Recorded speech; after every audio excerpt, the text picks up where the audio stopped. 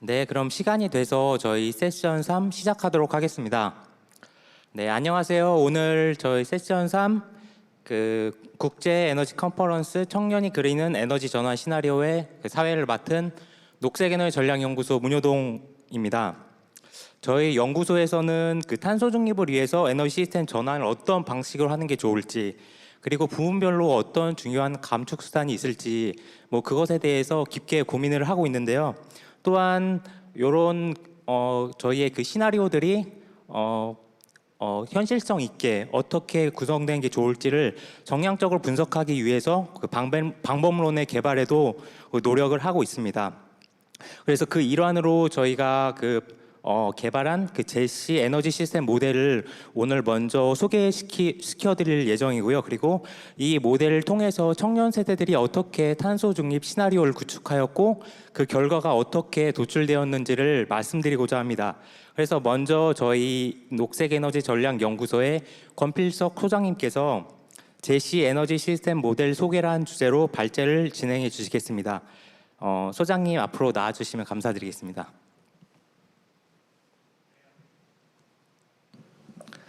안녕하세요. 권필석입니다. 소개받은. 오늘 제가 드리고 싶은 이야기는 저희가 연구소로서 저희 모델을 꾸준히 개발해 왔습니다. 이 모델은 어디다 사용하는 모형이냐면 저희가 2050년 탄소 중립 같은 것을 이제 에너지 시스템을 설계할 때 정량적인 그 결과를 내기 위해서 저희가 만든 모델이고요.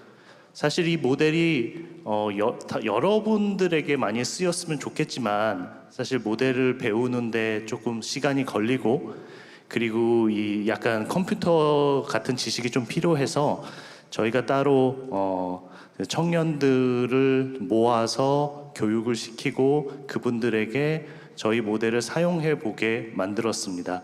오늘은 간단히 저는 저희 모델이 어떻게 변화해 왔고 오늘 이따가 저희 청년들이 만든 저희가 사용해 본 그런 경험을 좀 나누는 그런 시간을 가지도록 하겠습니다. 네, 저희는 아까 말씀드렸듯이 연구소로서 저희 모델을 갖고 있는데요. 저희는 이쪽에 보시면 되게 다양한 부분의 에너지 시스템 모델링 연구를 했고 또 그 결과로 저희가 한국에 관해서 에너지 시나리오를 많이 만들어 본 경험이 있습니다. 전력 부분 시나리오도 만들었고 또 그 옆에 2050년 탈탄소 에너지 시나리오도 만들었고요. 그리고 저희는 또 저희 홈페이지에서 연동돼서 보면 그것을 좀 웹에서 간단하게 실험해 볼 수 있는 그런 개시 에너지 시나리오 분석 모델도 웹 버전도 만들어서 지금 오픈해서 보여드리고 있습니다. 제일 초반에 모델링을 말씀을 드릴게요. 이거는 3020 계획이 나왔을 때 저희가 제일 초창기에 만들었던 버전입니다. 저희는 어떤 것이 궁금했냐면 2030년에 우리나라는 고립 전력망이잖아요. 그래서 2030년까지 20%의 재생에너지 비중이 올라갔을 때 그러면 우리나라 에너지 시스템은 잘 돌아갈 수 있을까? 그 간단한 문제에서 시작했고요. 제일 초창기 버전이다 보니까 애그리게이션이라고 하죠. 굉장히 좀 간단하게 계산했습니다. 석탄 발전도 한 2개 정도로밖에 안 나누고요. LNG 발전도 한 2개 정도로밖에 안 나왔습니다. 이 얘기는 뭐냐면 전국에 80몇 개, 60몇 개 있는 석탄 발전과 LNG 발전을 하나로 모델로 돌려가지고 그 석탄 발전이나 LNG 발전들이 태양광이나 풍력이 출력이 변했을 때 어떻게 대응할 수 있는 것인가 그렇게 간단하게 이야기를 했고요. 그래서 저희가 이제 궁금했던 거는 3020 계획 시 발생하는 출력 제한 같은 게 얼마나 생길 것인가. 그래서 저런 종류의 그림도 그려봤고요. 두 번째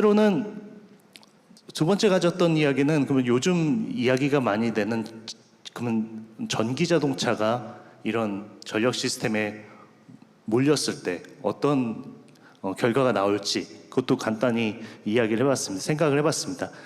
사실 좀 간단하진 않았어요. 수송 부분을 굉장히 디테일하게 했습니다.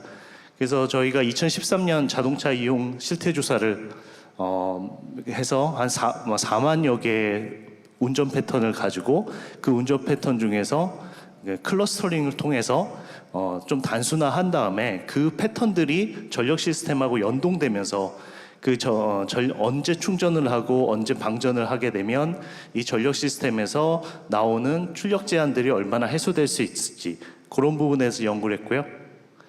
그 다음 연구는 조금 더 복잡한 연구를 했는데 아까 전에 말씀드렸던 LNG 발전이나 탄소 발전, 석탄 발전 같은 것들을 다 개별 발전기로 나눠봤습니다.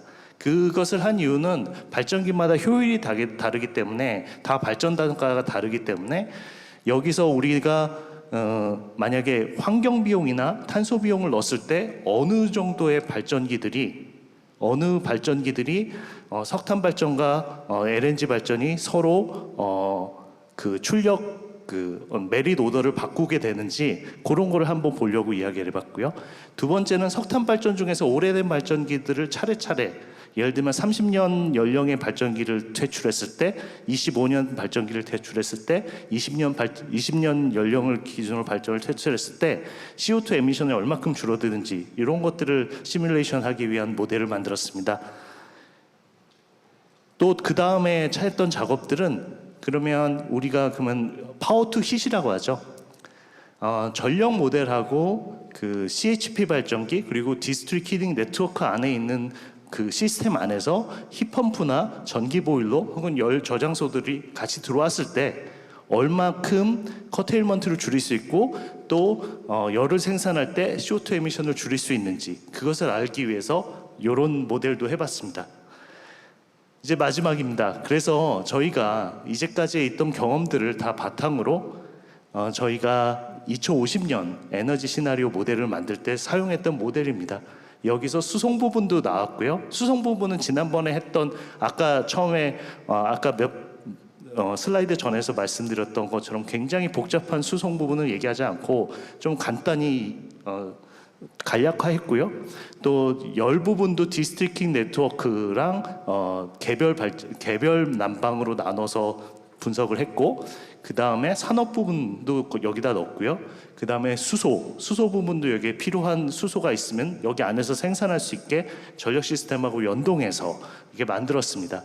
여기서 좀 간략화하면서 저희가 보고자 했던 것들은 이 산업 부분 그리고 수송 부분 그리고 건물 부분에서 어떠한 시나리오 패러미터들을 우리가 바꿨을 때 그 건물 부분, 수송 부분, 산업 부분인 그 에너지 수요가 변화하는지 그런 부분에 대해서 엑셀 모형을 더 많이 만들었고요.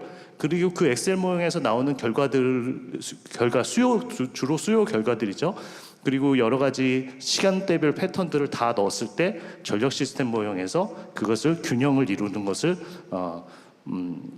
저희가 이제 목적으로 했습니다. 시간대 모델 이거는 이제 아까도 저희가 계속 추구했던 것들이 재생에너지가 변동성이 커지니까 시간대별 모형으로 분석을 했던 건 맞고요. 그 다음에 저희 여기 가운데 있는 요 전력 시스템 모델에서 세 가지의 균형을 하는데요. 처음에 가장 중요한 전력의 수요와 공급이 아월리 베이스로 다 맞아 들어가는지, 두 번째는 난방 부분에서 열 공급과 수요가 다 맞아 들어가는지, 세 번째는 수소가 또 수요 공급이 다 맞아 들어가는지, 이 세 개의 방정식이 여 가운데 모델링에서 풀리게 되고요. 이 모델이 여러 가지 이제 저희가 이제 이게 인하우스 모델링이니까 저기 안에서 코드를 바꾸면 저희가 물어보는 입력하는 입력 요소에 따라 물어보는 궁금했던 결과들이 다 나오게 되는데요. 주로 전력 부분에 대해서 좀 많이 답이 나옵니다. 전력 부분 설비 용량, 시간대별 발전량, 소비량, 시간대별 열 수급 현황, 탄소 배출량의 전 부분에 대해서 나오고 연료 소비량, 수소 생산량, 비용은 이제 전력 시스템만 계산돼서 나오는 방식으로 분석을 했습니다. 저희가 이런 모델을 가져서 저희가 이런 모델을 사실 다 공유를 해드리고 싶었는데 사실 이렇게 되면은 굉장히 이제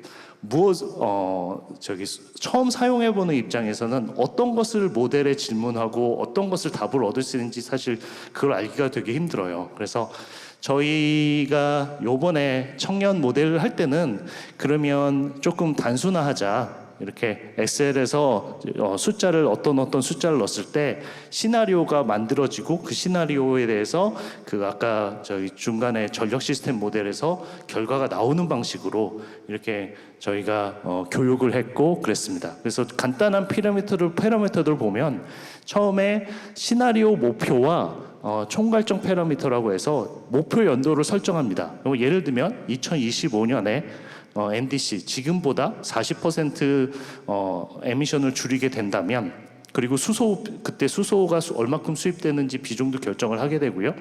그 다음에 전력 부분 파라미터는 재생에너지가 육상풍력, 해상풍력, 태양광 이 비중 같은 것도 저희 선택할 수 있게 돼 있고요. 원자력 설비 용량 지금 요즘 같은 경우는 원자력이 더 많아졌을 때 어떻게 되는지 그것도 넣을 수가 있고요. 그 전력 소비량은 지금보다 계속 전력 소비량이 늘게 되는지 줄게 되는지 그런 부분도 넣을 수 있게 되고요. 건물 부분 파라미터는 연면적, 리모델링 비중, 단열 효과, 전기화 강화, 지역 난방 비중 여러 가지가 있고요. 수송 파라미터도 지금 여객 수송 수요, 화물 수송 수요, 그리고 그것들이 예를 들면 버스로 충당되는지 아니면 트럭에서 화물 열차로 되는지 그런 것도 결정할 수 있게 되고요. 그리고 마지막으로 제일 중요한 수송 부분에서 전기 자동차가 얼마큼 들어오는지 또 수소 자동차는 얼마큼 들어오게 되는지 그런 거를 선택할 수 있게 되었습니다.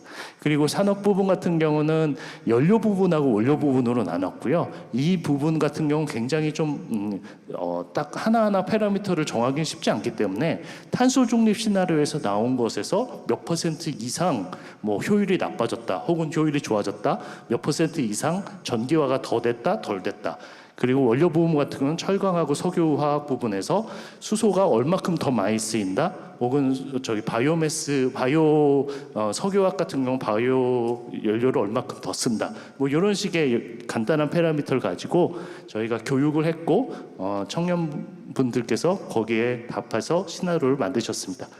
이상입니다. 저는 네 감사합니다.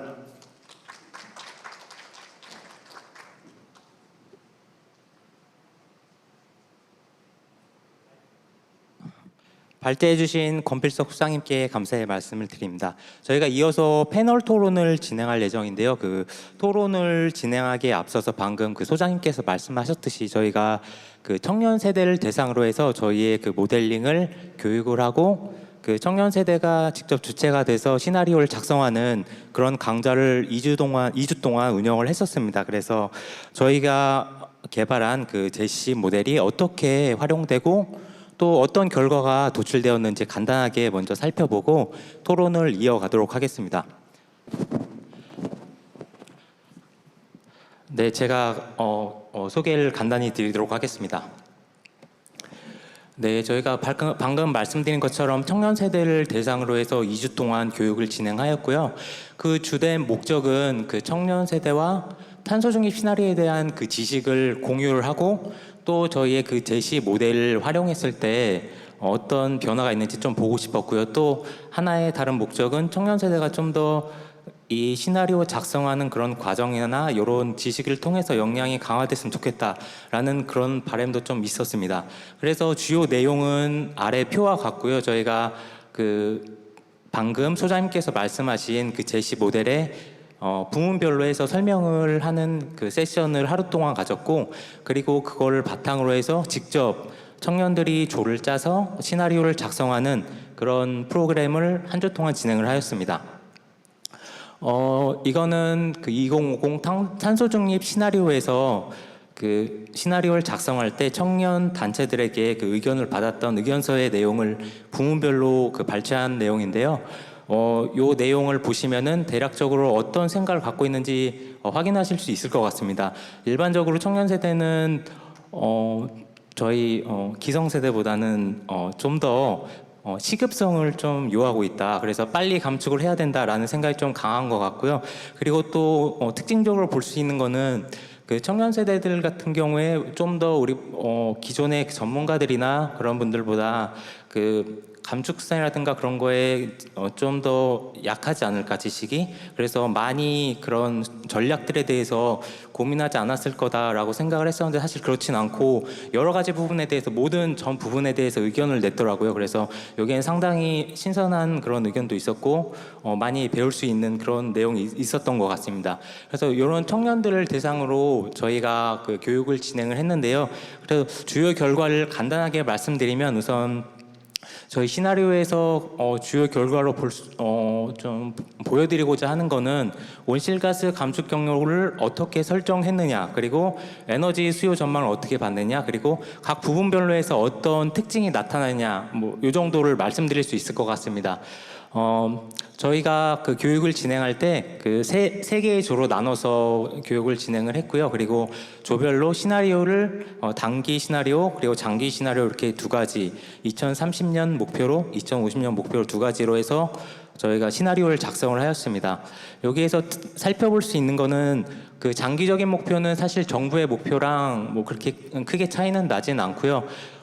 정부 목표는 그 순 배출량 기준으로 해서 200만 톤, 300만 톤 정도 되는 걸로 알고 있는데 저희 청년들이 한 그 결과는 여기 아래쪽에 보시면은 잘 보이실지 모르겠는데 대략 평균적으로는 6,800만 톤 정도입니다. 하지만 이 배출량은 총 배출량 기준이라서 정부랑 비교할 때 정부보다는 조금 더 강화된 그러한 그 감축 목표라고 보실 수 있을 것 같습니다. 그리고 또 두드러지게 나타나는 그 차이점은 단기적인 감축 목표입니다. 그래서 단기적인 감축 목표를 보면 정부는 순 배출량 기준으로 해서 산정을 했는데 비해서 저희 그 청년 세대가 도출한 시나리오는 그 총 배출량 기준인데도 불구하고 더 낮은 것을 볼 수가 있고요. 만약에 이것을 그 상세 배출량 정부가 생각하고 상세 배출량까지 포함을 한다면 훨씬 더 그 감축 목표가 강화된 거다라고 생각을 하시면 될 것 같습니다. 그런데 이렇게 감축된 그 단기적으로 이렇게 감축을 할 수 있는 요인을 자세히 살펴보면 사실 발전 부분이나 다른 건물 수송 부분은 차이가 많지 않고요. 중요한 부분은 산업 부분에서의 그 감축 의무를 크게 가져갔다라는 것을 보실 수가 있습니다. 여기 각 그래프에는 정부의 그 계획에 대한 그 배출량 기준이 나와 있고 그걸 토대로 보시면 되는데요. 두 번째 2030년 목표까지 도달하는 데 있어서 그저 노란색으로 되어 있는 그 산업 부분에서의 그 감축량이 상당히 많다는 것을 확인하실 수가 있고요. 이거는 정부가 2030 NDC 상향안에서 제출한 그 2018년 대비 약 15%보다 훨씬 더 높은 그 평균 42% 정도라고 보실 수 있을 것 같습니다. 그리고 에너지 수요 전망인데요. 에너지 원별, 부문별로 저희가 살펴봤습니다. 이것도 앞서 온실가스 감축 경로와 마찬가지로 그 정부안 대비 상당한 수준의 에너지 감축이 요구된다라고 그 시나리오가 설정되었고요. 보시면 2050년에는 정부 시나리오 A안이 아마 5% 감축이었던 것 같습니다. 근데 저희 청년 세대의 시나리오에서는 작게는 약 12% 정도에서 32% 사이까지 수요 감축이 일어나야 된다라고 보고 있고요. 화석연료 소비는 정부안과 거의 유사합니다. 그리고 전력화 비율도 유사합니다. 근데 특정 에너지원에서 수요가 낮다라고 볼 수 있고요. 그 특정 에너지원 수소 및 바이오 연료가 되겠고, 그다음에 열 에너지는 상당히 높은 수준의 증가를 보여줬는데 이건 아마 그 앞서 저희 제시 모델 소장님께서 설명해 주셨을 때 저희가 그 남는 전력을 열로 전환해서 사용하는 그런 부분이 구축되어 있기 때문일 수도 있고요. 또 지금 열 사용 자체가 절대량이 낮기 때문에 그게 반영돼서 더 크게 높아졌다라고도 보실 수 있을 것 같습니다. 그리고 부문별로 볼 때에는 2030년까지 수송 및 건물 부분은 탄소 중립을 달성을 하게 되고요. 그다음 산업 부분 에너지 소비가 급감하게 되고요. 산업 부분은 다소 감소하는 것을 볼 수가 있습니다. 수송 부분 같은 경우에는 친환경 차량으로 전환을 하면서 에너지 효율이라든가 그런 증가분으로 인해서 많이 감축하게 되고 건물도 전력화가 많이 되는 부분이 있습니다. 그리고 산업 부분은 여기에서 보시면은 원료로 사용되는 화석연료라든가 그런 부분 때문에 아마 다소 조금 감소하는 걸로 나온 것 같습니다. 그리고 부문별로 특징을 살펴볼 텐데요. 앞서 말씀드린 것처럼 수송이나 건물 부분은 사실 많은 차이가 있지는 않았습니다. 정부안과도 차이가 많이 나지는 않았고요. 그리고 각 조별로도 거의 유사한 경로를 보여주고 있었습니다.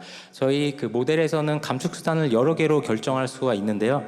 물론 그 각 조별로 다른 감축 수단을 활용을 하는 걸로 이렇게 조합을 짰는데요. 근데 막상 그 경로를 그려보니까 경로는 비슷하더라고요. 그래서 그 부분에 대해서는 그 설명을 하도록 하겠고, 그 다음에 전환 부분 같은 경우에는 정부안과는 그 감축 수준에 대해서는 상당히 비슷합니다. 근데 그 구체적인 그 발전 비중이라든가 발전원, 세부적인 운영에 있어서 뭐 차이점이 있기 때문에 그 구체적인 내용에 차이점이 있어서 좀 소개를 해드리려고 하고 있고요. 그 다음 산업 부분은 차이가 많이 나서 발전 부분 다음에 한번 간단하게 소개해드리겠습니다. 그래서 전환 부분의 특징인데요. 전환 부분 같은 경우에 우선은 가장 중요한 변화는 재생에너지 비중이 엄청나게 많이 증가한다는 거고요.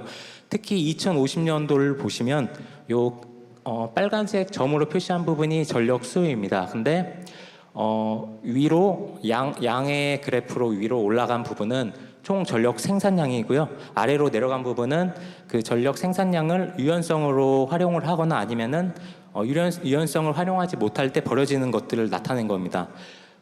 보시면은 2050년에는 거의 유사하게 전력 수요보다 거의 한 2배 정도의 생산이 일어나는 것을 볼 수가 있고, 이와 같이 생산된 전력은 그 모델을 설명해서 말씀드린 것 같이 남는 전력을 통해서 저희가 필요한 수소 수요를 충당하기 위해 수전의 설비를 가동한다던가, 아니면 그 난방의 열 수요를 충족하기 위해서 P2H를 가동한다던가, 그것도 안 되는 경우에는 이렇게 버려지는 그런 활용을 보실 수가 있습니다. 이거는 각 조별로 재생에너지 비중을 어떻게 가져가느냐, 그리고 수소를 얼마만큼 수입을 할 건가, 그런 거에 따라서 이런 구성이 달라지게 되고요. 저희 모델 같은 경우에는 1년 8,760시간에 대한 그 결과값이 나오게 됩니다. 하지만 요거는 1년에 대한 그 총합을 보여드리는 겁니다.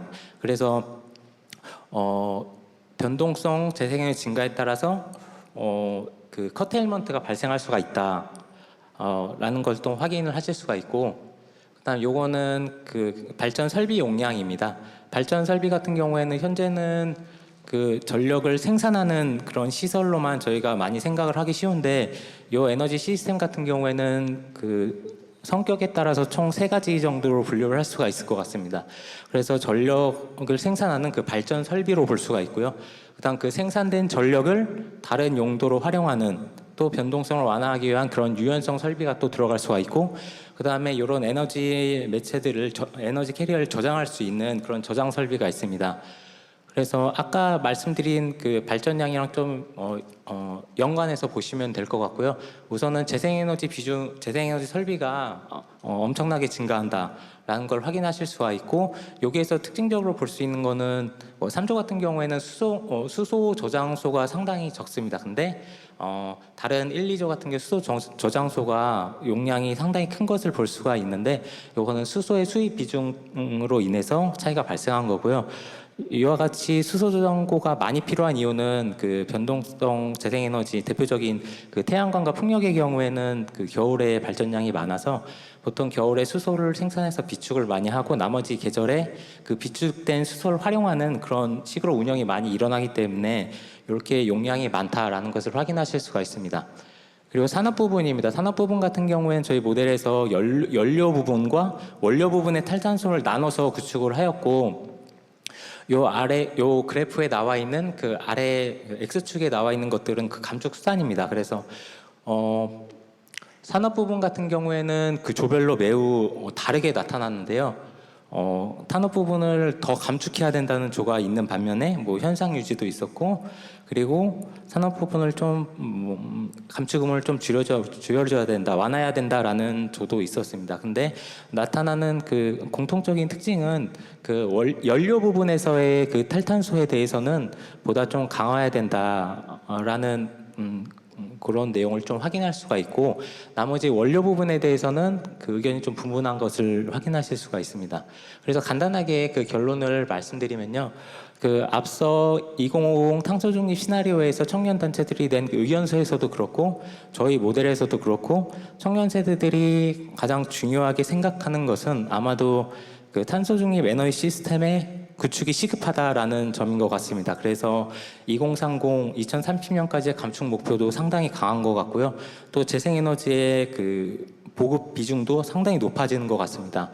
그래서 이런 내용을 토대로 그림을 한번 그려봤는데요. 요거는 그냥 참고로 보시면 될 것 같습니다. 그 저희 그 청년 세대들이 만든 그 시나리오를 통해서 재생에너지 비중이 어느 정도까지 증가하는지, 그리고 재생에너지 비중이 증가하면서 반대로 우리나라의 그 해외 에너지 수입 의존도가 어느 정도 낮춰지는지를 나타낸 표고요. 에너지 수입 의존도 면에서 한번 살펴보면 현재 2018년 기준으로 93%가 넘는 그 에너지 해외 수입 의존도를 나타내고 있는데요. 근데 2030년이 되면은 이 시나리오의 결과에 따르면은 대략 77% 내외로 이 수입 의존도가 감소를 하고요. 그리고 2050년이 되면은 50% 아래쪽으로 그 수입 의존도가 감소하게 됩니다.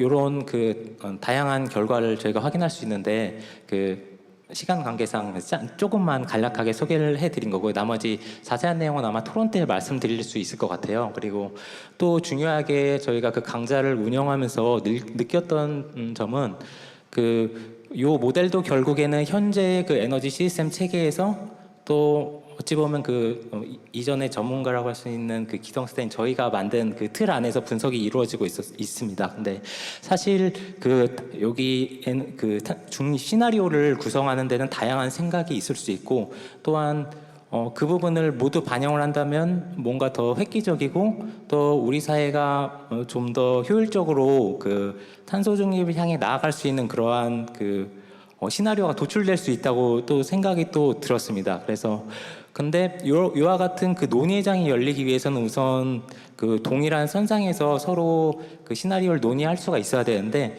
사실 저희가 모델 만드는 과정에서도 그렇고 서로 그 시나리오를 토론하는 과정에서도 그렇고 서로 알고 있는 그 지식의 차이가 너무 크기 때문에 그 출발선상을 좀 맞출 필요가 있겠다, 동일선상에서 저희가 논의를 시작할 필요가 있겠다라고 생각을 했고요. 그 다음에 여러 가지 그 아이디어라든가 이런 걸 받음으로 해서 저희 모델도 좀 더 보완을 해서 또 다양한 감축 전략이라든가 또 새로운 시나리오를 개발하면 좋겠다라는 생각을 했습니다. 그래서 이어지는 패널 토론에서는 저희 함께 참여했던 그 청년들과 함께 요 관련해서 논의를 진행할 예정입니다. 그래서 소개는 이 정도로 간단히 하도록 하겠고요. 저희 패널 분들은 앞으로 나와서 저희 앉아주시면 감사드리겠습니다. 네, 안녕하세요. 오늘 저희 패널 토론을 진행토록 하겠습니다.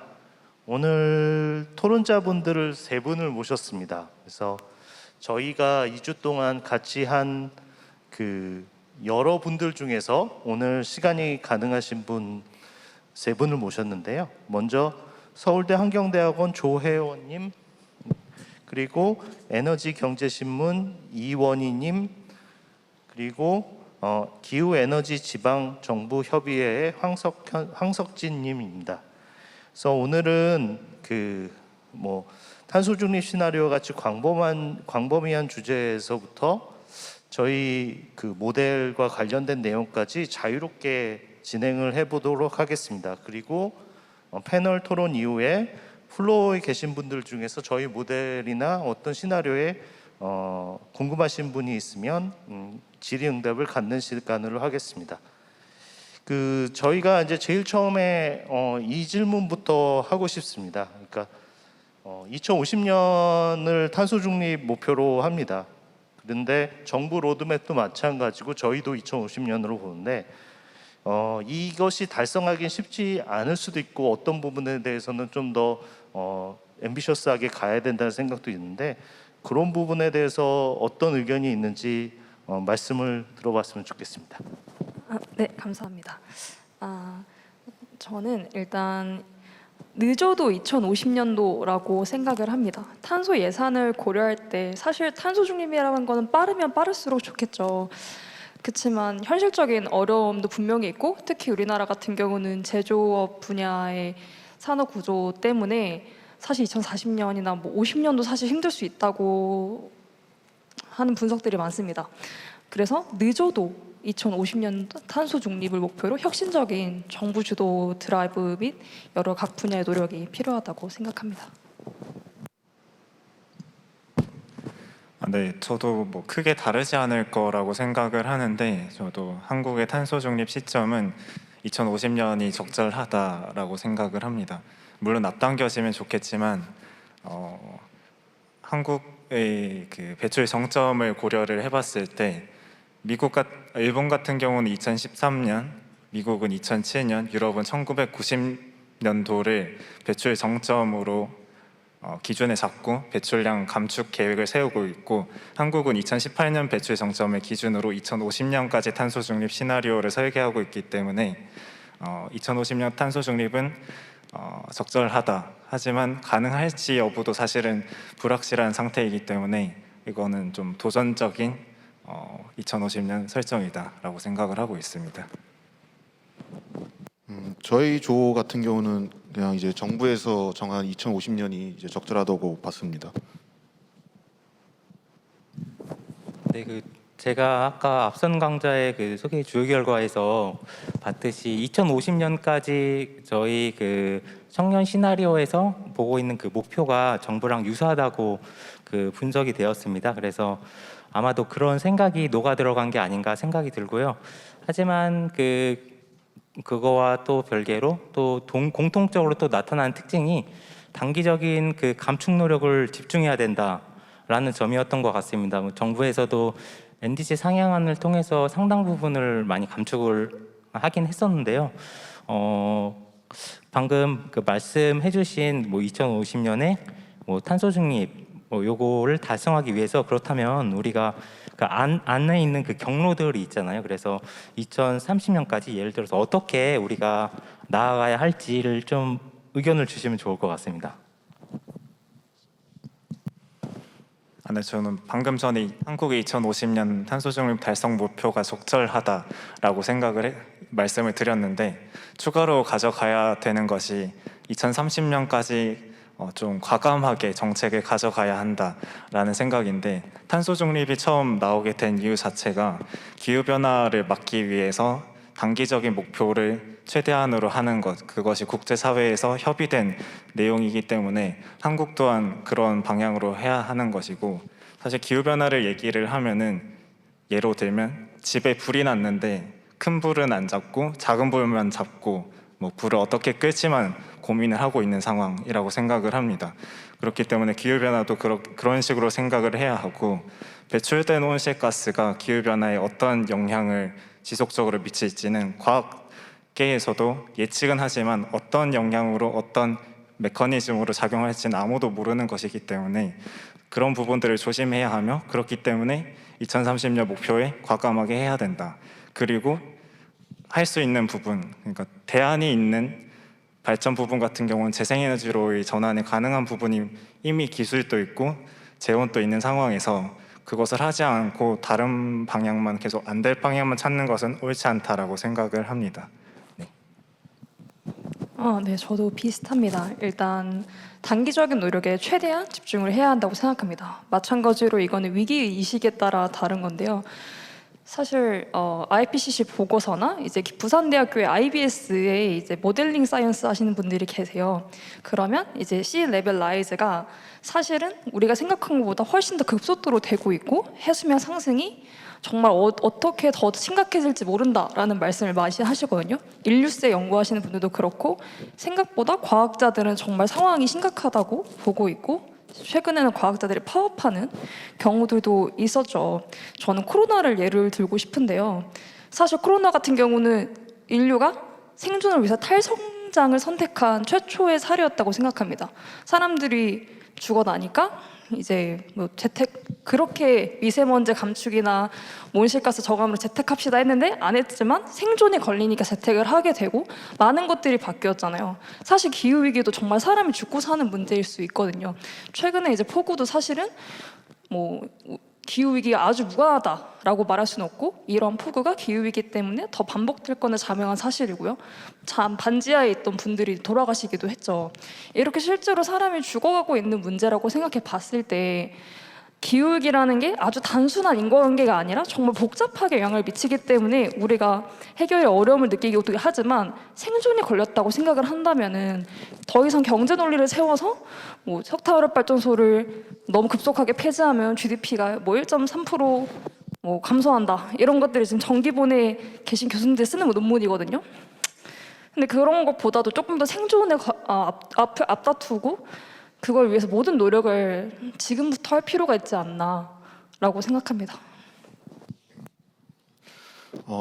이제 저희 조 같은 경우도 이제 일정 수준, 근데 저희는 일정 수준 감축할 노력이 좀 필요하다고 봤습니다. 이제 기술, 근데 저희가 좀 느낀 게 탄소 중립, 2050년 탄소 중립 좀 기술 개발이라는 좀 운해에 좀 의존하는 것도 좀 있는 것 같아요. 지금 뭐 예를 들면 전환 부분이라든가 이제 발전이라든가 수송 부분에서는 좀 기술이 있는데 다른 뭐 수소 같은 데서는 좀 기술 개발이 이게 잘 안 됐다고 저희는 봤습니다. 그래서 저희 같은 경우는 이제 확실하게 좀 감축할 수 있는 분야를 좀 발전 쪽하고 수송 쪽으로 맞고 그 부분에서 좀 노력을 좀 집중해야 하지 않나 이런 식으로 좀 분석을 했습니다. 그래서 또 이제 발전 부분에서 친환경 전기를 생산해야 이제 건물하고 수송도 그 전기를 사용하면서 이제 탄소를 줄일 수 있는 것이고, 그리고 또 이제 좀 발전 부분 같은 경우는 산업과 달리 이제 좀 공기업 중심으로 좀 통제가 되긴 하죠. 그래서 좀 더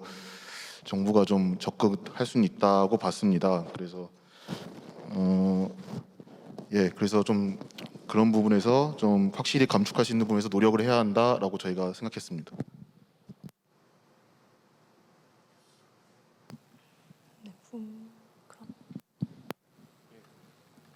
2030년까지 저도 생각을 해보면 지금 코로나 때문에 우리나라가 전체 에미션량이 잠깐 줄긴 했지만 아까 독일의 예처럼 독일은 그래도 주는 와중에 코로나 때문에 더 줄다가 올라갔고 우리나라는 한 번 줄었다가 다시 올라가는 상황이라서 이 관성을 빨리 깨는 게 중요하다고 생각하고 아까 말씀하신 것처럼 수송 부분이나 발전 부분에서 할 수 있는 부분에 최선을 다해야 된다고 생각합니다. 네. 네, 저도 마찬가지로 이제 발전이나 수송 부분이 가장 먼저 단기적인 감축을 가져올 수 있는 분야를 생각합니다. 실제로 저 모델링 사이언스에서도 수송 부분은 사실 전기차 전환이 가장 핵심이었거든요. 전기차로 전환을 하게 되면은 그래도 많은 에너지 효율과 온실가스 감축을 불러올 수 있다. 그래서 전기차 보급에 많은 노력 기울여야 한다. 또한 발전 같은 경우는 우리나라 같은 경우는 신규 화석 발전소의 증가 비율이 전 세계 중국, 인도 다음 3위 수준이거든요. 2050 탄소 중립을 외쳤지만 사실은 지금도 석탄화력 발전소가 삼척이나 강원도에서 지어지고 있고 아니면 올해 내년에 새로운 석탄화력 발전소가 가동을 앞두고 있습니다. 사실 이게 뭐 민자 발전이 2012년도에 개혁된 것들인데 실제로 이걸 보면은 그 탄소 중립 시나리오 때문에 2030년에는 가동을 꺼야 되는 석탄화력 발전소들이에요. 근데 이제 계약 조건이나 예를 들면 포스코에서 회사채를 이제 건설을 위해서 발행했는데 1,000억을 발행해 단 한 건도 팔리지 않았거든요. 이런 것들을 총약 LOC를 맺었기 때문에 증권사들이 어쩔 수 없이 악성재고로 그걸 받아들였고 이게 다시 민간한테 이제 개인 투자자들에게 모든 리스크가 지금 떠안아진 상황입니다. 사실 이렇게 환경성과 경제성 둘 다 없는 석탄화력 발전소가 기업들이 부담임에도 과거에 했던 약속이기 때문에 어쩔 수 없이 진행되고 있는 부분들이 있는데 사실 정부가 이런 부분에 대해서 조금 더 해결책이나 혁신적인 드라이브를 해줘야 되지 않을까. 이런 부분들이 사실 석탄화력 발전소가 그 석탄 안인 같은 경우도 3,800만 톤 예상 배출량이 있거든요. 사실 이게 우리나라 6,800만 톤 지금 목표하고 있는데 거기 절반에 해당하는 양이에요. 이렇게 눈에 보이는 부분에서라도 산업 부분 감축하기 어려운 거 저도 공감하고 어려움을 충분히 알고 있기 때문에 이런 부분을 먼저 바꾸지 않으면 탄소 중립 어려울 거 생각합니다. 네, 뭐 동일한 의견일 것 같은데 대안이 있는 부분에서는 과감히 감축을 시행하되 지금 기술이 없는 부분은 투자로서 접근을 하는 것이 옳다라고 생각을 하고 있고, 그래서 지금 당장 우리는 무엇을 할 수 있을까라는 고민을 해봤을 때 약간 좀 창의적인 이야기들도 해봐야 되지 않을까라는 생각을 하고 있습니다. 그래서 제가 생각한 것은 좀 단위를 쪼개서 뭐 지역이면 지역 단위, 기업이면 기업 단위, 뭐 학교면 학교 단위 이런 식으로 탄소 중립을 이룰 수 있는 주체들에 대한 단위를 설정을 통해서 탄소 중립을 촉진할 필요가 있다. 아까 뭐 일본 사례 잠깐 나왔지만 지역 탈탄소 로드맵을 일본 정부에서 세우면서 일본 지방 정부가 2030년까지 전력 부분에서의 탈탄소와 100%를 이루는 탈탄소 선행 지역을 100군데 이상 일본에서 만들겠다라는 목표를 세웠습니다. 한국 같은 경우는 탄소 중립 도시를 30년에 20%, 40년에 50%, 50년에는 100%로 만들겠다는 환경부에서 계획을 내세운 바 있는데 사실 그에 대한 이행 전략이 하나도 없어서 너무 공연불적인 정책이 되고 있지 않나라는 생각을 하고 있고, 아까 독일의 연정 합의문처럼 2030년까지 80%로 재생에너지 늘리겠다는 합의를 독일 정부에서는 했었는데 한국에서는 지금 뭐 안 된다라는 얘기만 하고 있고 좀 목표를 상향시킬 수 있는 사회적 합의를 도출해낼 필요성이 있지 않나라는 생각을 하고 있습니다. 네. 네, 여러분들 목표는 되게 목표에 대해서 되게 자세히 설명해 주시고, 그리고 하는 방식에 대해서도 뭐 여러 가지 다양한 의견을 주신 것 같습니다. 네, 저희가 2주 동안 되게 짧지만 저희가 만든 제시 모델을 사용해 보고 어떤 것들이 어려웠고 또 뭐 이것을 사용하면서 예전에 했었던 생각하고 좀 달라진 점 같은 게 있으시면 좀 같이 공유 좀 부탁드립니다. 그리고 또 추가해서 이 모델이 어떻게 또 변했으면 좋겠는지 그것도 한번 생각나시는 대로 말씀해 주셨으면 감사하겠습니다. 일단 그래도 모델링 사이언스를 잘 모르는 사람한테도 충분히 이렇게 가설을 넣어서 검증해 줄 수 있도록 만들어 주신 연구님들 감사 말씀드리고 싶습니다. 일단 어려웠던 점은, 그러면은 입력해야 되는 값이 데이터에 근거를 해야 되는데 예를 들면 건물 같은 경우는 그럼 한 해당 그린 리모델링 비율이 몇인가 이런 부분에 대한 통계가 어디에도 없는 거죠. 왜냐하면 정부 집계를 하지 않고 있고 집계의 어려움도 있고요. 이런 논의를 데이터에서 시작해야 되는데 이런 데이터 자체가 부재하다 보니까 좀 그런 부분이 저는 어려웠던 것 같습니다. 그리고 GEIS에 대해서 그럼에도 불구하고 가장 중요하게 생각했던 거는 인류 생존을 할 수 있는 빌로우 2도씨 목표인 파리 협정 이행을 우선순위 두고 모든 섹터가 최선을 다한다는 전제하에서 모델링을 돌려봤습니다. 저희 같은 경우는 이제 사실 좀 어렵긴 했어요, 프로그램이. 근데 이제 저도 잘 그런 걸 해본 적이 없기 때문에. 근데 이제 사실 제가 제일 궁금했던 거는 예를 들면 산업계에서 40% 낮추면 도대체 우리가 얼마를 부담해야 되고, 전환 부분에서는 예를 들면 재생에너지가 20%가 되면은 뭐 전기요금이 얼마가 되냐는지 약간 이런 게 제일 사실 궁금했거든요. 근데 그거에 대한 좀 답을 얻지는 못한 것 같아요. 물론 프로그램은 그게 좀 쉽지는 않을 것 같아요. 근데 저는 그게 좀 되게 중요한 게, 뭐 최근에도 보도가 나왔지만 이제 한전 적자 해소하려면 전기료 8만 원 인상 필요하다. 자, 이게 굉장히 이해하고 단적으로 좀 쉽지 않습니다. 그래서 그런 게 좀 나왔으면은 더 저는 좋다는 기대감이 좀 있습니다. 근데 그리고 이제 저희가 또 시나리오를 직접 짜보면서 이게 도대체 이게 되게 좀 어떤 면에서 보면 무섭더라고요. 이게 저희가 수치 하나 건들 때마다 이게 영향을 받는 사람이 수백만 명이거든요. 뭐 건물 저희가 하나 건드려도 뭐 1%만 건드려도 재건축에 영향받는 사람이 어마어마하게 늘어나고, 뭐 철강 쪽에 하나만 해도 그거에 관련된 사람들이 얼마나 많겠습니까? 그래서 그거에 대한 고민도 되게 많이 했는데 그거가 이제 영향이 어떻게 주는지가 이제 좀 직관적으로는 좀 안 왔습니다. 근데 이제 그래서 그런 걸 좀 많이 좀 아직 더 시간 두고 고민해봤으면 좋겠습니다. 예. 네, 저도 방금 말씀해주신 거에 많이 동의를 하는데 이 수치를 건드릴 때 한국에서 얼마나 큰 파장력을 불러일으킬지 그런 부분들을 고민을 하게 되다 보니까 좀 조심스러워졌던 부분도 있는 것 같고 정부 정책 결정자들이나 입안자들이 이런 고민을 하고 있구나라는 생각을 같이 하게 되었던 것 같습니다. 그리고 가장 중요하게 생각을 했던 것이 어떤 정보를 가지고 어떤 데이터로 바꿔야 하는지, 초기 정보를 무엇을 가지고 어떤 방식을 활용해서, 그러니까 그 방식은 결국 정책의 정도일 텐데 어떤 정책을 활용해서 어떤 방향성을 이끌어내야 되는지를 정보를 통해서, 데이터를 통해서 확인을 할 수 있었다는 게 모델링을 하면서 느낄 수 있었던 가장 좋은 점이었던 것 같습니다. 근데 생각보다 저도 똑같은 걸 느끼면서 지금 모델링을 한 지가 벌써 몇 년이 됐는데 똑같은 심정이었어요. 처음에 데이터가 없다.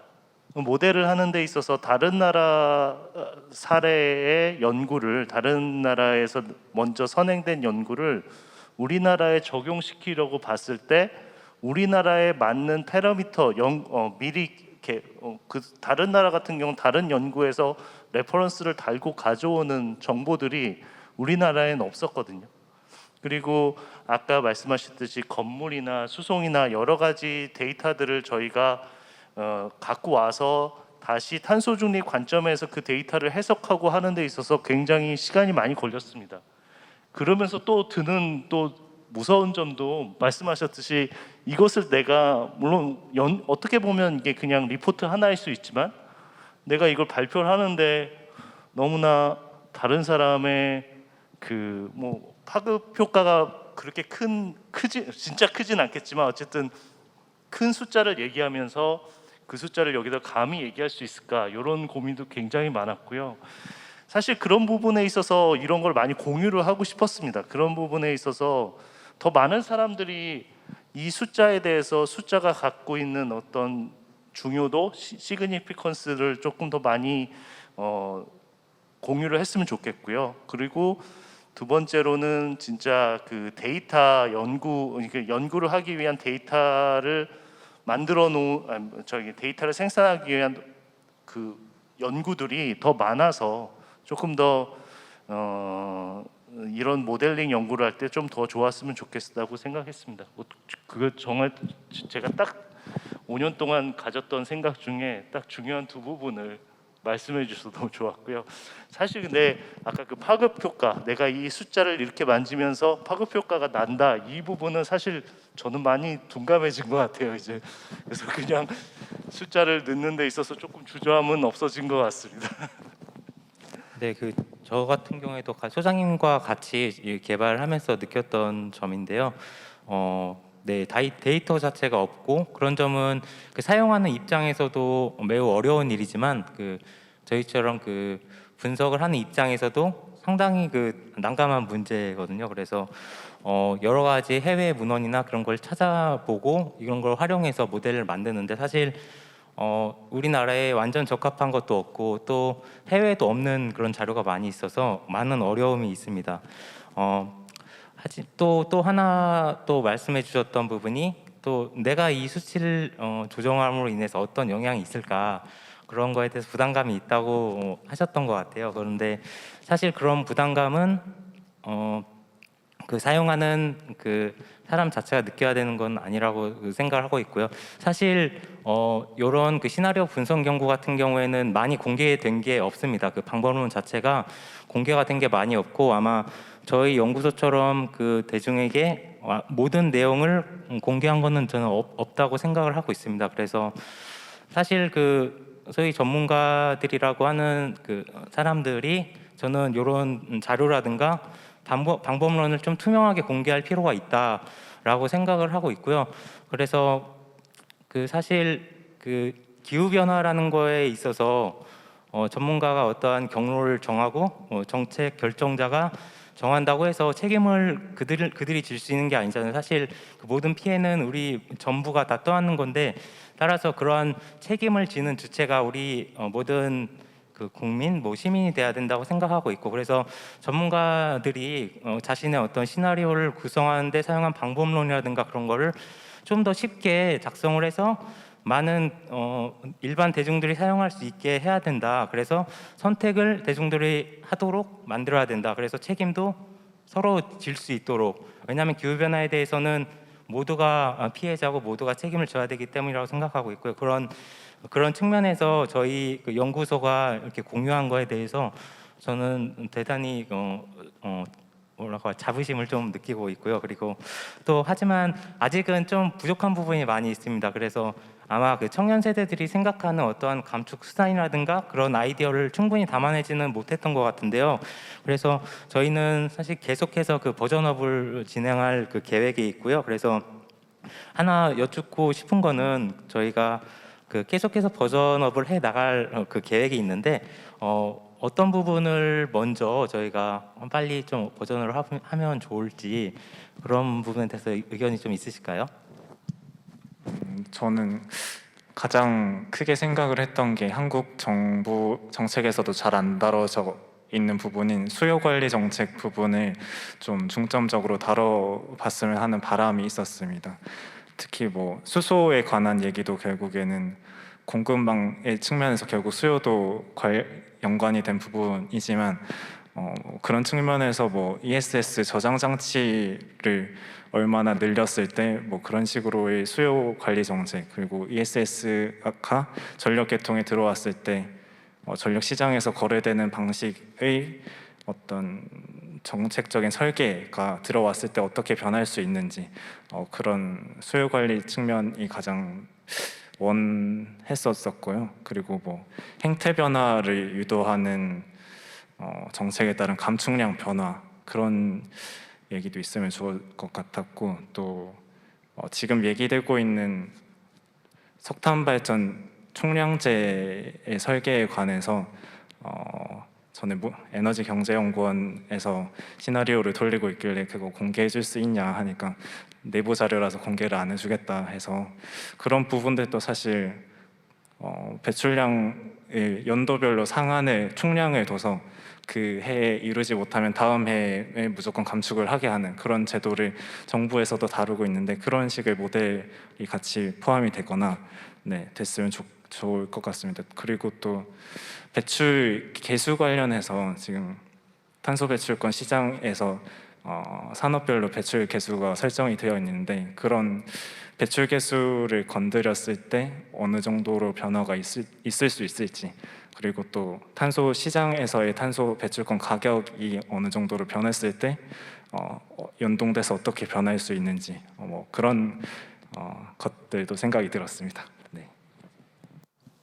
네, 저 같은 경우는 지금 현재 모델링 사이언스는 이제 아무래도 교육용이다 보니까 단순화를 하셨어요. 그래서 반도체 디스플레이 부분에 감축 옵션이 일단 없었고요. 그리고 발전 부분에서 석탄이나 LNG 발전 비중 이런 것들이 세분화되어 있지는 않았고, 그리고 CCUS 상세 이런 부분은 좀 빠져 있었어요. 물론 복잡성 때문에 뺀 것 같긴 한데, 나중에는 이런 부분도 사실 좀 핵심이라고 보여지는 부분들이기 때문에 이거를 거치며 이제 다른 것도 트라이 해볼 수 있는 베타 버전을 만들어 주시면 감사할 것 같습니다. 네. 그 부분에 있어서 이제 버전업이 되면서 차근차근 하나하나 정량적 대답을 낼 수 있는 그런 계속 연구 개발이 되었으면 좋겠다고 저도 생각합니다.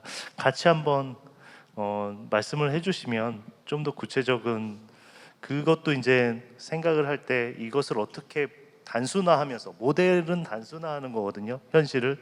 그래서 단순화하면서 그 단순함에서 의미가 퇴색되지 않는 게 가장 중요해서, 그런 부분에 있어서는 사실 숫자로 만지고 프로그램 만지는 것보다는 거기 안에서 갖고 있는 어떤 의미가 퇴색하지 않나, 단순화하면서 퇴색하지 않나, 그런 부분에서 계속 논의가 필요해서, 저는 그런 새로운 시각이 언제나 저희가 노출돼서 또 리서치 퀘스천을 가져갔으면 하는 그런 좋은 생각이 있습니다. 예, 감사합니다. 네, 저희가 이제 강좌를 2주 동안 운영을 하고 시나리오를 직접 작성을 했습니다. 근데 이 과정은 사실 잘 살펴보면은 정부에서 시나리오를 만들 때 하는 과정의 축소판이라고도 볼 수가 있는데요. 왜냐하면 저희가 그 부문별로 논의를 해서 그 감축 수단들을 정했고요. 그리고 또 조별 내 조 안에서 그와 같은 논의를 통해서 어떻게 우리가 가져갈 건지 조원들 간의 합의를 통해서 나온 시나리오이기 때문입니다. 그래서 이렇게 한번 좀 축소된 버전의 어떤 시나리오 작업을 해 보셨는데 향후 탄소 중립 시나리오를 작성하는 어떤 과정에서 어떤 방향으로 논의가 진행되면 좋을까 뭐 그런 의견 있으시면 말씀 주시면 감사하겠습니다. 저는 이번 녹색에너지 전략연구소가 준비했던 방향으로 진행하면 되지 않을까 하는 생각을 하고 있는데요. 이런 식으로 사실 시나리오와 방법론을 일반 시민들이나 관심 있는 분들에게 공개하는 것만으로도 사실은 큰 의미가 있다라고 생각을 합니다. 정부에서 기술 작업을 할 때는 사실 폐쇄적이다라는 느낌을 많이 받기 때문에 정부 안에서만 얘기가 되고 나서 결과를 발표하고 공청회를 한다고 하지만 결국 자기들 정한 대로만 하기 때문에 이런 논의 자체를 밖으로 꺼내서 같이 이야기를 할 수 있으면 좋겠다라는 생각을 하고 있고 뭐 이런 식으로 다양한 관점에서 만드는 시나리오들이 많아졌으면 좋겠다. 그리고 그것들이 같이 이야기되고 각자의 시나리오가 뭐가 더 좋고 뭐가 더 나쁜지를 이야기할 수 있으면 좋겠다라는 생각이 들었고 그렇게 되면 결국에 논의가 성숙하게 될 거고 그 과정 속에서 시민들과 산업 업계별 이해관계자별 이해도가 같이 올라갈 것이기 때문에 네, 저는 그것이 바람직하다라고 생각을 하고 있습니다. 그리고 아까도 말씀드렸는데 수요관리 측면과 더해서 간접 배출에 관한 얘기를 더 많이 했으면 좋겠습니다. 간접 배출에 관련된 것이 수요관리랑 효율 향상 이런 것들인데 네, 지금 얘기되는 것들은 결국엔 그냥 직접 배출만 줄이겠다, 정량적으로 어떻게 줄이겠다라는 이야기만 계속 하고 있기 때문에 약간 좀 할 수 있는 부분이 있는데 그 부분들은 하지 않는 것이 아닌가라는 생각이 들었습니다. 그리고 특히 이번 우크라이나 사태로 인해서 유류 가격 올라가면서 한국에서는 유류세 인하를 꺼내 들었지만 결국에는 소비를 증진하는 효과이기 때문에 이것은 옳지 않다라는 생각을 하고 있는데 독일 같은 경우는 이번 사태를 통해서 9유로 티켓이라는 정책을 활용을 했습니다. 이게 뭐냐면 한 달 동안 한 9유로만 지불하면은 대중교통을 무료로 이용할 수 있는 그런 정책적인 실험인데 그게 시작되자마자 한 달 만에 전 국민의 한 3분의 1 정도가 그 티켓을 구매할 정도로 수요가 많았다고 합니다. 그래서 이런 식으로 사실 할 수 있는 것들이 있고 해볼 수 있는 것들이 있는데 약간 그동안의 관성에 의해서 해오던 것들만 하는 것이 아닌가. 그래서 다양한 이해관계자들을 반영하고 이런 시나리오들을 공개했으면 하는 바람입니다. 네, 저도 비슷하게 일단 양적 확대가 필요하다고 생각해요. 모델링 사이언스 대해서 연구원님께서도 그때 말씀해 주셨지만 이 모델링 사이언스 저희한테 주신 이유가 집에서 돌려봐라. 사실 영국 같은 경우에도 탄소 중립 시나리오를 우리나라는 2개지만 64개 정도 정부에서 발표했었거든요. 그 중에서 괜찮은 거를 고르는 것과 2개 중에 괜찮은 확률과 64개 중에 1개가 괜찮은 확률은 다른 거잖아요. 그래서 모델링 사이언스 사실 양적 확대가 저는 우리나라에서는 필요하다고 생각을 합니다. 그래서 이런 양적 확대를 통해서 나중에 질적 논의까지 할 수 있게 해야 한다고 생각합니다. 사실 에너지 전환하면 제일 먼저 우리나라에서 거론되는 게 전기요금 현실화이잖아요. 사실 이게 willing to pay가 이제 안 나온다라고 하면 사실 사람들한테 다짜고짜 전기요금 오른다면 누가 좋아하겠어요? 하지만 여러 가지 컨텍스트와 모델링 사이언스와 자료를 줬을 때 과연 그때도 사람이 그렇게 생각할지는 다른 문제라 생각하거든요. 그래서 맨날 수용성을 말하기 이전에 기후위기 리더십을 가지고 사람들을 설득할 필요도 있다 생각해요. 언제까지 싼 전기요금에 기대서 기후위기를 심화할 수는 없는 노릇이잖아요. 그래서 기후위기 리더십이 저는 사실 모델링 사이언스가 근거가 될 수 있다고 생각을 합니다. 예, 네, 맞아요. 국민들이 이게 좀 직접 이게 한번 해보고 탄숙님이 좀 어떤 영향을 미칠지 좀 이렇게 보면은 좀 좋을 것 같은데 사실 좀 당장은 이제 그걸 좀 기대하기는 어려울 것 같습니다. 그래서 근데 다만 이제 저도 이걸 저도 원래는 제가 또 기사를 쓰다 보면 맨날 에너지 전환 쪽을 좀 많이 집중하다 보면은 좀 건물이나 수용 쪽에 좀 놓치는 부분이 많은데 이게 프로그램을 이렇게 한번 해보니까 이제 뭐 예를 들면은 건축물 감축 같은 경우는 우리나라가 이제 여름에는 덥고 겨울에는 추워서 뭐 유럽에 비하면 이제 감축이 좀 어렵다고 하는 걸 이제 그때 좀 처음 알았어요. 막 이렇듯이 좀 이제 이런 전체적인 흐름을 좀 이해하는데 되게 좀 좋은 프로그램을 좀 생각을 합니다. 그래서 저 같은 경우도 좀 만약에 저희 부서에 만약 신입 기자가 들어온다면은 이거 좀 프로그램 한번 해보라고 좀 하고 싶어요. 그래서 개인적으로는 이런 거를 약간 에너지 업계 약간 신입 처음 들어보시는 대상으로 뭐 정기 교육 프로그램 만든다든가 이런 식으로 하면은 좀 시작으로 이렇게 해보고 점차 이제 뭐 일반 국민에게 할 수 있는 교육 프로그램을 확대하면은 좀 탄소 중립 논의하는데 좀 도움이 되지 않을까 싶습니다. 근데 제가 또 마지막으로 말씀드리고 싶은 거는 처음에 이제 강연할 때 강연이 너무 어려운데 근데 막상 이게 프로그램을 이렇게 돌리면서 해보면은 좀 이해가 쉽습니다. 그래서 처음에 이제 프로그램을 한번 먼저 같이 이제 실습하면서 그러니까 약간 그런 교육 방식에 대해서도 좀 같이 고민해보면 어떨까 좀 저는 그렇게 제안을 드립니다. 예. 네, 여러 가지 좋은 말씀 감사합니다. 다음에는 꼭 프로그램 먼저 실습을 하면서 진행을 하겠습니다. 혹시 플로어에서 질문이 있으시면 네.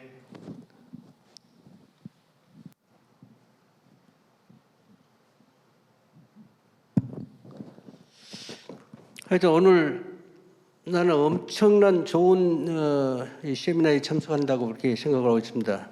녹색에너지 전략연구소에서 2050 그걸 모델로 해서 이렇게 돌려보고 또 특히 젊은 사람들이 다 참여해서 각자 의견을 제시한다.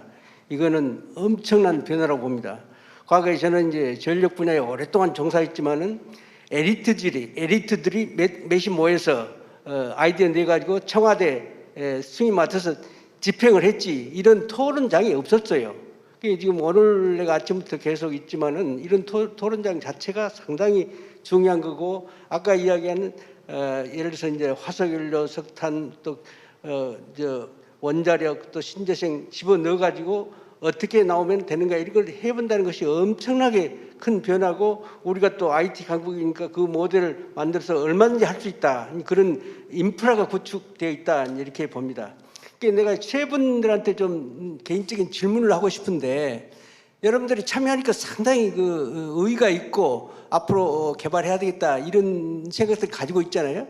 그러면 실질적으로 나무 데이터를 가지고 남이 공부해가지고 아이디어 낸 건 좋아요. 그러면 나하고 직접 연관된 건 뭐냐? 아까 전기 요금이 나왔는데 여러분 가정에서 여러분들이 부담한 전기 요금 킬로와트아워당 얼마쯤 되는지 혹시 아십니까? 그래서 조재원 씨는 집에서 지금 전기를 얼마를 쓰는데 킬로와트아워당 내가 얼마를 부담하고 있다. 그다음 세 분들이 다 그걸 기억하고 계십니까? 킬로와트아워 150원? 예? 150원. 150원 상당히 많은데 그다음에 이현희 씨는? 저는 이제 4인 가족 330kW씩 정도 쓰고 이제 전기요금 한 4만 원 정도 나오고 저희는 이제 그런 식으로 외우고는 있죠. 예. 그러니까 논아 보면 얼마 된다 그거 아세요? 그것까지 제가 안 해봤습니다. 또 황석진 씨는? 구체적인 수치는 잘 모르는데 한 2만 원 정도 나오고 있습니다. 얼마를 쓰는데? 2만 원이라고 그렇게 하면 말이 안 되지. 몇 킬로와트아워를 쓰는가 그러는데. 한 150kg 정도 150원. 그러니까 지금 우리나라의 전력 요금이 원자력에서 생산한 전력 요금을 한전에서 주는 것이 얼마냐면은 49원 per 킬로와트아워 정도 되고 그다음에 이제 석탄이나 가스는 그 가격에 따라서 연동을 시켜 가지고 100원 내지 120원, 150원까지 이렇게 상황이 달라져요.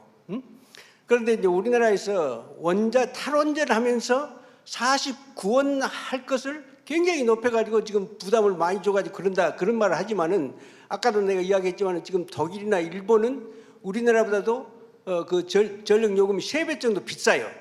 그러면서 우리나라 사람들은 독일이나 일본에 비해서 전기를 3배나 더 많이 써. 그러니까 가구당 부담들은 비슷합니다. 그래서 내가 이제 묻고 싶은 것은 여러분들이 뭐 105이든지 150이든지 부담을 하는데 말하자면 지금은 이제 탄소 배출량이 굉장히 높잖아요. 그걸 이제 줄이기 위해서 내가 탄소 배출세로 해서 예를 들어 몇 프로 이상 더 부담할 용의가 있다.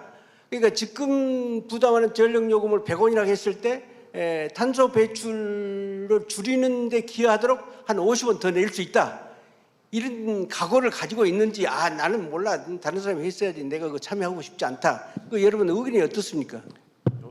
일단 제가 재밌는 통계를 하나 말씀드리면 4인 가구 평균 전기요금이 4-5만 원 선인 걸로 알고 있거든요. 380kW 정도 쓰는 걸로 알고 있고, 그러면 이제 통신요금은 얼마냐면 한 거의 12만 원에서 뭐 15만 원 사이예요. 전 사실 통신요금 정도까지는 부담할 수 있을 것 같습니다. 왜냐면은 사실 우리가 핸드폰의 전기도 쓰지만 그건 물론 뭐 여러 가지가 있겠지만, 하지만 전기라는 건 정말 집에서 전기 없으면 하루도 힘들잖아요. 뭐 1시간도 힘들고, 그렇게 중요한 자원에 대해서 통신요금만큼 부담을 못할까 싶긴 하거든요. 전 개인적으로 통신요금까지 부담할 수 3배까지 부담할 수 있을 것 같습니다. 그래, 통신요금은 사실은 이제 소모되는 게 없어요. 전력은 에너지가 들어가서 그걸 변환해서 쓰는 거거든요. 그러니까 통신요금보다는 훨씬 비싸야 되는데, 제가 학교 다닐 때도 항상 그 이야기 했어요. 그런데 지금 말씀하신 대로 통신요금은 굉장히, 나도 지금 뭐 10만 원, 15만 원 이렇게 부담을 해요. 그다음에 전기요금은 그렇지 않다 이거죠. 네. 그 상당히 좋은 지적하셨습니다. 저희가 시간이 다 돼서 저기 아까 손 드신 분이 계셔서 마지막 질문 받고 마치도록 하겠습니다.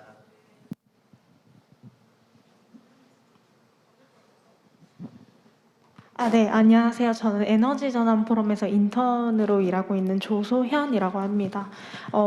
제가 봤을 땐 일단 그 청년들 내에서 에너지 전환이라는 타이틀을 모르시는 분이 굉장히 많아요. 그래서 제 친구들한테 이런 얘기를 해도 일단 관심이 없고, 저희 세대는 일단 전기는 꽂으면 다 쓸 수 있는 상황이라서 그 에너지 요금이 현저히 낮다라는 이야기를 할 수가 좀 상황이 많은데, 혹시 이런 청년들, 좀 어린 세대들한테 이런 어필을 할 수 있는 그런 방안들이 뭐가 있을지. 안 그래도 사실 저는 기후변화 청년단체 GOIK 소속인데요. 이번 주 일요일 날 파워시프트 코리아를 합니다.